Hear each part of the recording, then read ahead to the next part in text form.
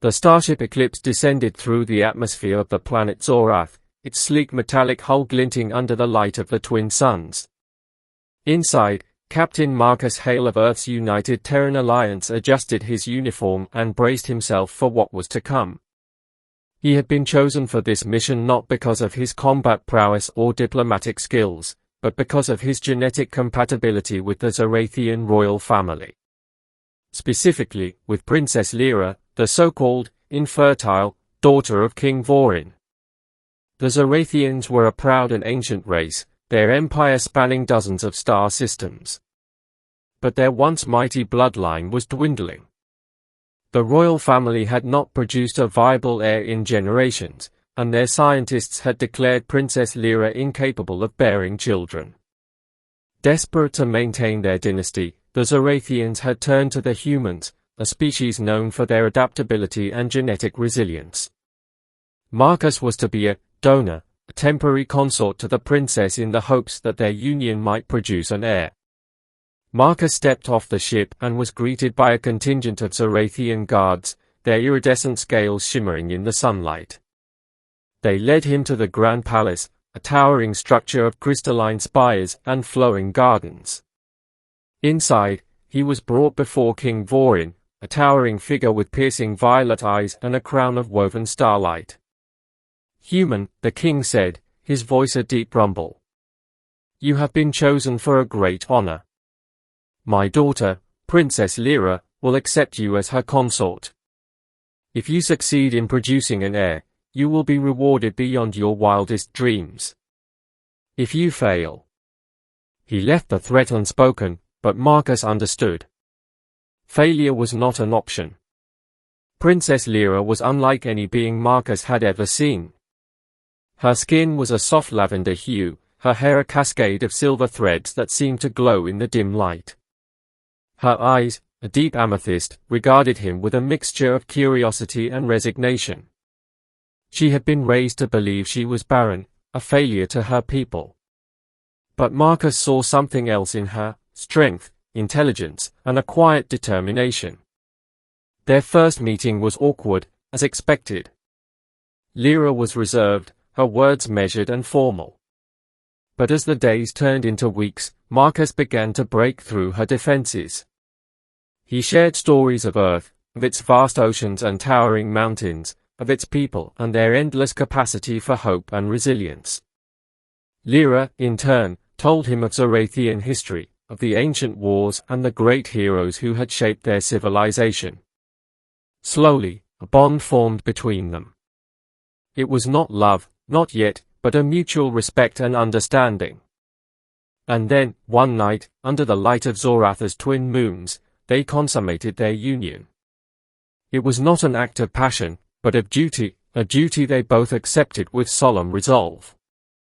Months passed, and Marcus grew accustomed to life on Zorath. He trained with the royal guards, learned the intricacies of Zorathian politics, and continued to spend his evenings with Lira. But as the days went by, he noticed a change in her. She grew quieter, more withdrawn, and often seemed lost in thought. When he asked her what was wrong, she would only smile and say, "It is nothing, Marcus. Do not worry." Then, one day, the royal physician summoned them both to the medical wing. Marcus's heart raced as they entered the sterile, white room. The physician, a wizened Zorathian with scales the color of aged bronze, looked at them with an expression Marcus could not read. "Princess Lira," the physician said, his voice trembling with emotion. "You are with child." The words hung in the air like a thunderclap. Lira's eyes widened in shock, and Marcus felt a surge of disbelief. This was impossible. Lira was supposed to be infertile. And yet, the physician's scans confirmed it, a healthy Zorathian human hybrid was growing within her. The news spread through the palace like wildfire. The king was summoned, and when he arrived, his expression was one of pure astonishment. He stared at Lira, then at Marcus, and then back at Lira. For a moment, there was silence. Then, the king's face darkened. "How is this possible?" he demanded, his voice a low growl. My daughter was declared barren. This human has done something. He has tampered with her, corrupted her. Marcus stepped forward, his fists clenched. I've done nothing but what was asked of me, he said, his voice steady. If there's any corruption here, it's in the assumptions your scientists made about your own people. The king's eyes blazed with fury, but before he could respond, Lira spoke. Father, she said, her voice calm but firm. This child is a miracle, a gift. It is proof that our people can still thrive, that our bloodline can continue. Do not let your pride blind you to this truth. The king stared at her, his chest heaving with barely contained rage. But then, slowly, the anger in his eyes began to fade. He looked at Lira, at the life growing within her, and something in him seemed to break. He sank to his knees, his head bowed. You are right, my daughter, he said, his voice barely above a whisper. This child is a blessing. And you, human, he said, turning to Marcus. You have given us hope where there was none. For that, you have my gratitude. The months that followed were a whirlwind of preparation and celebration.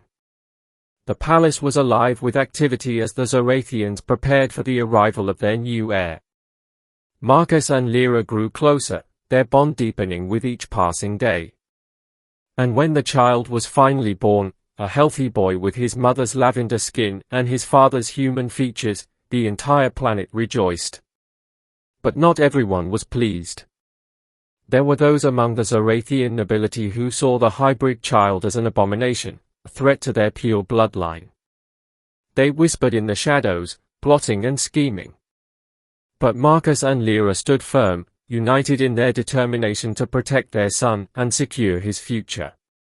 As the years passed, the child grew into a strong and intelligent young prince, beloved by the people of Zorath. And though there were challenges and obstacles along the way, Marcus and Lira faced them together, their love for each other and their son proving stronger than any adversity. In the end, the infertile princess and the human consort had done the impossible. They had given the Zorathians a new hope, a new future. And as Marcus stood on the palace balcony, watching the twin suns set over the horizon, he knew that he had found not just a new home, but a new purpose. The king, once filled with rage and doubt, now looked upon his grandson with pride. The unexpected heir had become the symbol of a new era, a bridge between two worlds. And as the stars began to twinkle in the night sky, Marcus felt a sense of peace. He had come to Zorath as a stranger, but he would leave as a legend.